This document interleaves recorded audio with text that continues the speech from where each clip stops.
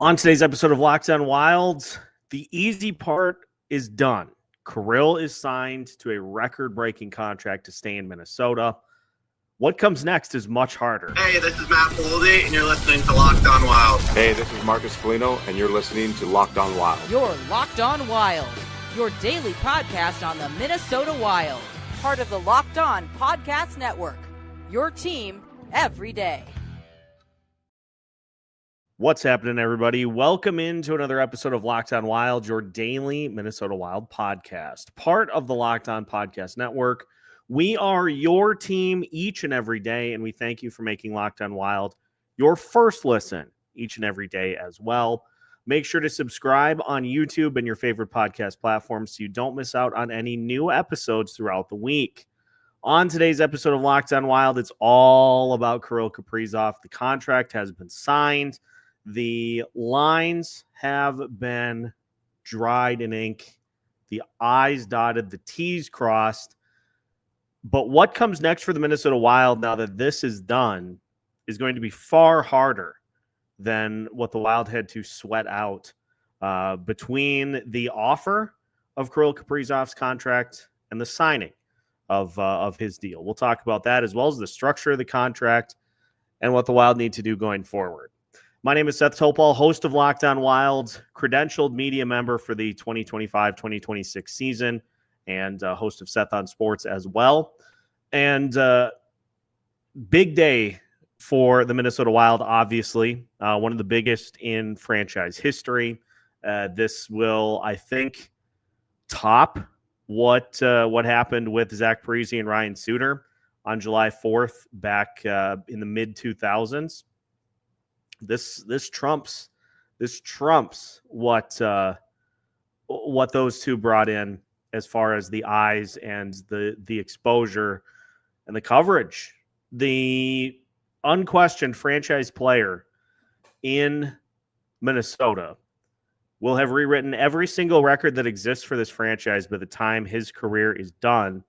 He has signed an 8-year deal worth $136 million to stay in Minnesota. And after 3 weeks of uncertainty, of panic, of a lot of soul searching as to what do we do without Kirill, those questions can now be put on hold. Because Kaprizov, it turns out, does love Minnesota. He does want to be here.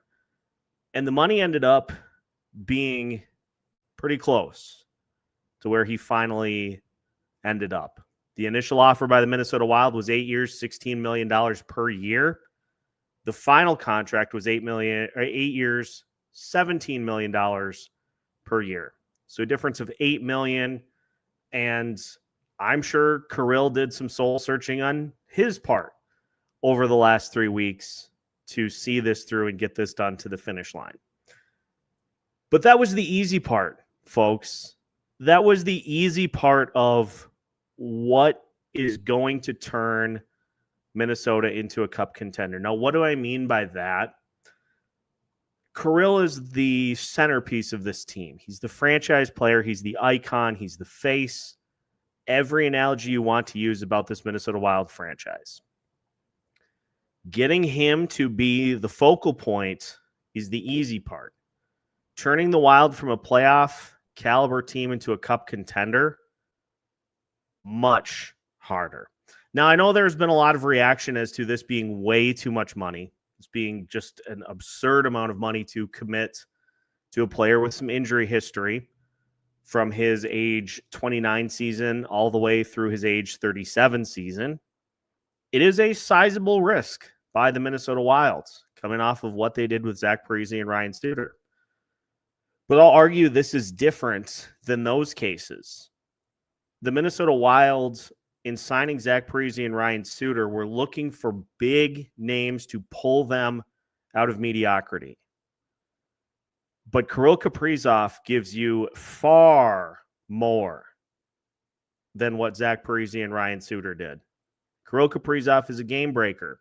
He's an impact player the likes that this franchise has not seen before and likely will not see for some time after. And I feel the Wild would have paid a far bigger price had they elected to let Kirill Kaprizov either leave for nothing or trade him for pennies on the dollar. So, yeah, you're going to pay a little more to get a guy to stay. You're going to have to pay a few million more to get him to stay here as opposed to go elsewhere.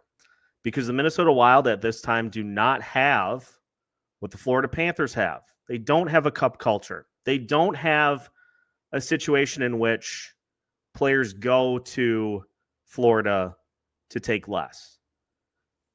But they certainly can build that. And that can be part of the process that comes next. That is going to be a big focus of our episode here today, is what comes next. Because this is only a small piece of the contending puzzle. And that contending puzzle has to start immediately. Now that the Kaprizov extension has been signed, you need to push all of your chips into the middle of the table to maximize this contract. Now that you are out of quote-unquote cap hell, you have to be all in going forward no matter what. Because something that I have said from the beginning on this show is that as much as I wasn't super worried about him signing the extension, there is still the potential that this does not go to the full 8 years. But that has to do with what the rest of the team looks like and what the contention looks like over the course of these next 8 years. We'll talk more on that in a little bit. But just looking at this contract, because one of the things that sets it apart from contracts the Minnesota Wild previously signed is that it's mostly signing bonuses. Now, the cap hit will still be $17 million every season, but Kirill will be paid in signing bonuses in July of every season at various levels. $18.1 million for the first 4 years of the deal, then 16, then 14.2, then 12.7 for the final 2 years. His base salary for every single season will be $1 million. Craig Leopold said that this obviously goes kind of different from what the Minnesota Wild have done throughout the course of their history. But this is how they do things in the wild, wild west of the NHL. This is how things are done. And so props to Craig Leopold for being willing to make those accommodations to get this done. Now, how we got from $16 million 3 weeks ago to $17 million now is a great question. And Michael Russo did a fairly deep dive into the entirety of the process in talking with Craig Leopold. And even though Kaprizov did not say yes outwardly during that meeting in early September, as Leopold says, he didn't really say no. He just didn't accept it, which leads more to the theory that he wanted to wait and to think about it. There was no discussion, according to Russo, about a shorter deal whatsoever, at least that he has heard, between Bill Guerin and Paul Theophanos. Kirill wanted 8 years. The Wild wanted 8 years. Kirill wanted to be here. At the end of the day, money talks. And so the Wilds got it done. Did we're going to give him more money than anyone else can possibly offer drive up the price? Probably. But as I alluded to earlier in the episode, I think a lot of it has to do with where you're at with your franchise right now. And in order to convince top-level players to stay, you got to ante up. You're not Vegas. You're not Florida. You're not Colorado. You got to ante up a little bit. And the Wild did that. This is obviously a sizable contract over the next 8 years that is going to be eating up a large chunk of your salary cap. But it's not going to be a concrete salary cap. We know the cap is going to be going up by quite a bit over the next few years. And you would hope that it will continue to go up beyond that. So this is similar to, but in some ways different. This is similar to where the NFL is at with their quarterback contracts. Every time a quarterback signs a new contract, they reset the market. There are plenty of other players that are currently awaiting a new deal. Connor McDavid, Artemi Panarin. Artemi Panarin turned the Rangers down because he wants to kind of look at things before he opts to sign. Jack Eichel is currently another player that's eligible to sign an extension. There are a lot of sizable free agents to be that are looking at the possibility of staying with their current team or going elsewhere. So this certainly creates some sighs of relief. I'm sure Bill Guerin, Craig Leopold, and the rest of the Minnesota Wild front office are going to sleep quite well tonight. And I'm sure that it will be one of the better night's sleep that they've had in quite some time. But it's done. It's taken care of. The ink has been signed. And turns out Kirill was right turns out he was correct in saying that he wanted to be here, that he loves it here, but also that he wants to win. So, Seth, what do you mean by that? What comes next is going to be the hardest part of this. I'm so glad you asked, because that is the next topic we're going to dive into here on today's show. What comes next? How do the Wild enter their window of contention? We're going to dive fully into that as we continue today's episode of Locked On Wild after this. Today's episode of Locked On Wild is brought to you by FanDuel. The NFL season is here, and FanDuel has an offer you don't want to miss. Right now, new customers can bet just $5 and get $300 in bonus bets if you win. That's right. Pick a bet, put down $5, and if it hits, you'll unlock $300 in bonus bets to use across the app. The Minnesota Vikings are taking on the Cleveland Browns this weekend in London. 3.5-point favorites at last check, courtesy of FanDuel for the Minnesota Vikings. If that is something that tickles your fancy, go nuts on FanDuel. If you want to look a little further ahead, the Minnesota Vikings are currently plus 1,000 to win the NFC North and are plus 5,500 to win the Super Bowl. So if you want a little spicier futures bet, FanDuel's got you covered there as well. So what are you waiting for? Visit FanDuel.com to download the FanDuel app today and get started. Welcome back to today's episode of Locked On Wild. Once again, we thank you for making Locked On Wild your first listen each and every day. Appreciate everybody that has liked and subscribed on YouTube. We are now over 3,600 subscribers. Obviously, a big bump here today with today's news. So appreciate everybody that has continued to make Locked On Wild part of your daily listening routine. Make sure to stay with us as we get closer to the start of the season, which is coming up for you next Thursday, October 9th, against the St. Louis Blues. So, Kirill has signed. The contract is signed. It's done. Now what? Well, your window of contention has to start pretty darn quick. And if you are the Minnesota Wild, I keep using this adage quite a bit, and I wish I could find where it came from.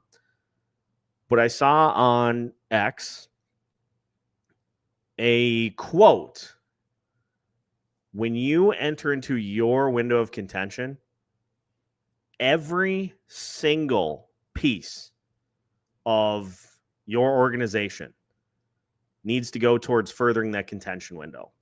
If you announce, hey, we are all in, we're going for it, every pick, every prospect that does not help you get to that window right now should be used in order to get you there. I'm not advocating for, in the case of some of these top level prospects, but the Wilds need to optimate their roster as quickly as they can. Obviously, having a player in Kirill that takes up, a good chunk of the salary cap, you need to find ways to optimize the rest of the contracts on your books. Now, the Wild, fortunately, have a couple of players that are on the books already on the offensive side that are paid well below what they actually generate as far as statistical value. Matt Boldy being one, Marco Rossi being another. So if you think 17 is too much for one, the Wilds are currently paying their top line $29 million for the three, which averages to under 10 per. And that combination, when healthy, should be one of the better producers in not only the division, but it should be one of the better top lines in hockey, if healthy and if all producing at a high level. So that is palatable for me for sure. You've also got Joel Eriksson Ek, one of the best bargain contracts that exists in the NHL. And he, with the exception of this past year, he routinely overperforms as far as the value that he generates. But you're going to need to get some of these young players to hit. Because with having as much value as you do, with having as much money tied into Kirill as you do, you need to balance the books out somehow. Enter Danila Yurov, enter Liam Ogren, enter, Hunter Haight, enter some of the others that are even a little further down the list. Riley Height is one that certainly could factor in. Rasmus Kumpalainen. You need some of these players to hit during their ELCs to alleviate some of that cap pressure. And also, we have been waiting for years. We've been waiting for at least 3 years, maybe 4. We've been waiting for the opportunity for this Minnesota Wild team to really pull the trigger on a big-time trade acquisition. So as far as the next step for contention, that's it. That is the next step for contention. Matt Zuccarello is in the final year of his deal. It remains to be seen whether or not he will continue to play after his deal is done. If not, that's a spot that needs to be filled. Vladimir Tarasenko is on a 1-year deal. Time will tell as to whether or not he sticks around or if that's another spot that needs to be filled. And if you project out, a year or two, you've got Kaprizov, Boldy, and Rossi as your likely top line. And a whole lot of we don't know yet the rest of the way. So now that you have put yourself in position to have flexibility to make said big trade, that's the next piece of the puzzle. And it's not going to be cheap as far as what it takes to acquire a player like that.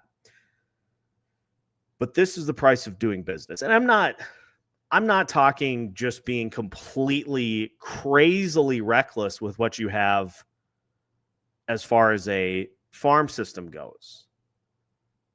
But Judd Brackett is a good talent, a great talent evaluator.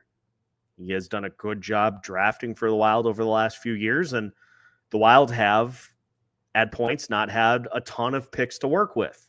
And he still has found a way to uncover some gems out in the desert.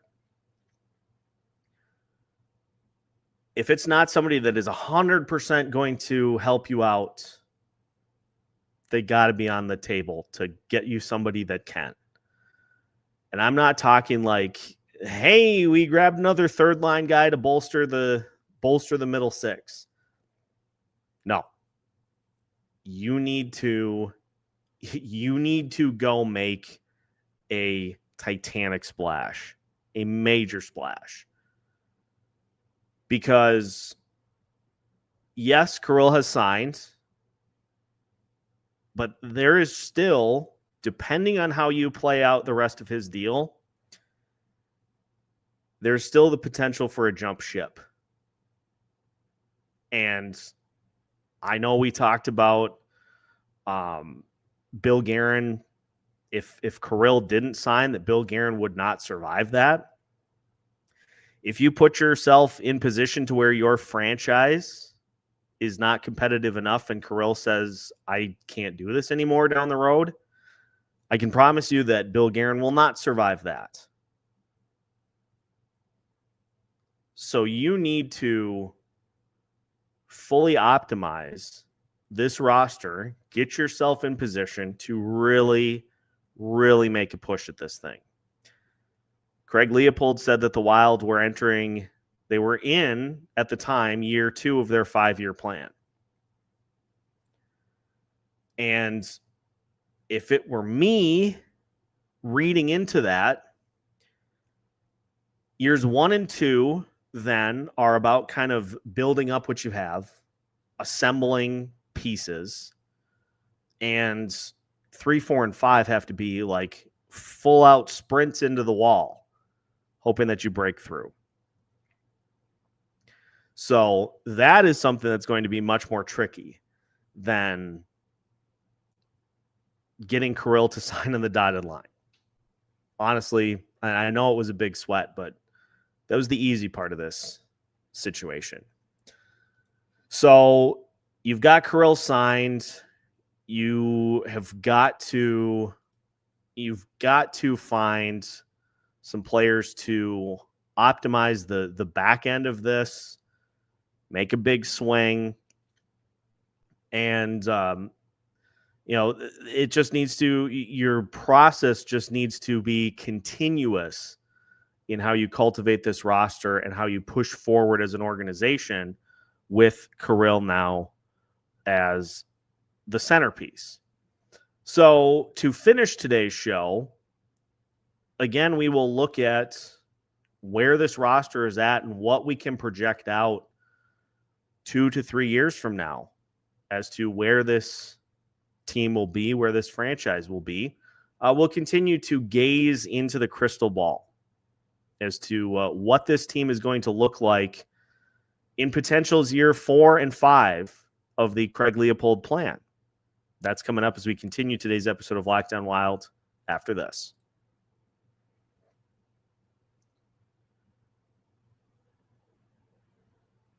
Final segment of today's episode of Locked On Wild. Once again, we thank you for making Locked On Wild your first listen each and every day. Again, make sure to like and subscribe on YouTube so you don't miss out on any new episodes throughout the week. We've got you covered all the way up to the start of the season, coming up against St. Louis next Thursday. So if the Wild are currently, and this is where it's kind of vague, was year 2 last year, is year 2 this year. Let's just say that this is currently year 3. Let's just say this is year 3. So 2027, 2028 would be year 5 of the plan. On the books at that point, Kirill Kaprizov, Matt Boldy, Joel Eriksson, Marco Rossi, Marcus Foligno, Yakov Trenyan, and Danil Yurov. Liam Ogren will be an unrestricted free agent or a restricted free agent. Ryan Hartman and Nico Sturm, both unrestricted free agents. Brock Faber, Jonas Brodin will be in the final year of his deal.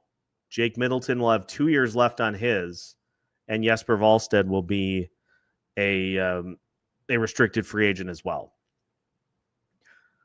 I think the single biggest part of this roster to watch, even above the need for more scoring, is what happens with the blue line. What happens with the defense? There's a lot of money tied into that blue line over the next couple of years. And a couple of players that, while very, very good, seem to be giving you fewer and fewer games. I'm talking, of course, about Jared Spurgeon and Jonas Brodin. Very, very good players. I'm not debating their impact on the lineup. What I am calling into question is the amount of times that they are in said lineup. Now, Jonas Brodin obviously is improving quite well. He's putting himself in position to where he maybe only misses a couple of games to start the season. But he is 32 right now. Jared Spurgeon is 35.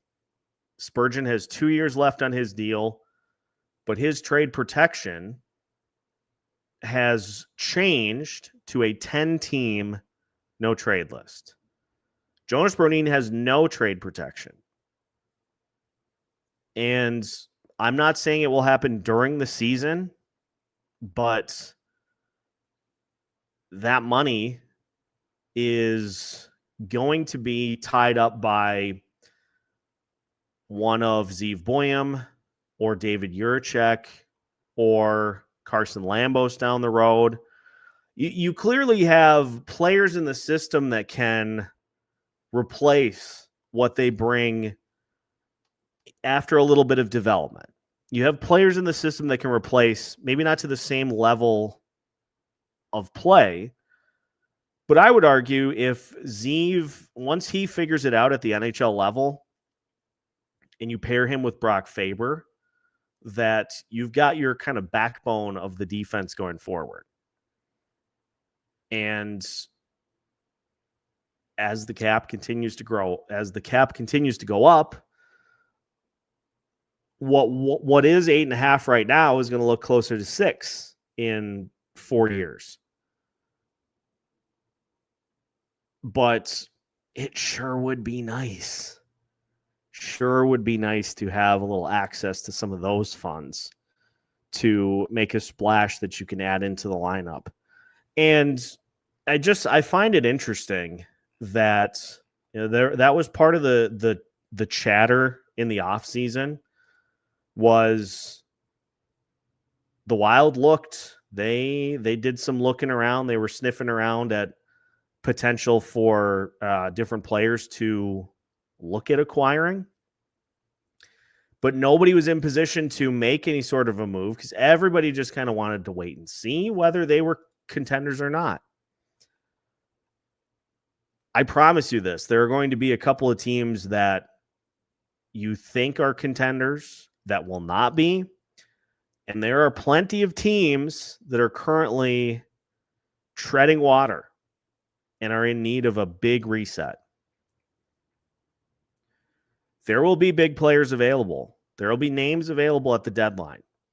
And the Wild have balked at the price previously. But you don't get the opportunity to do that anymore. You have to maximize the next 8 years. Now that you know that you have those 8, as long as you're competitive. So there's a lot of work to be done. I'll maintain that. I had somebody ask me, are the Wild truly cup contenders with Kirill Kaprizov? And I said, as currently constructed, no. But I can promise you this, they are not cup contenders without him. They can be with him.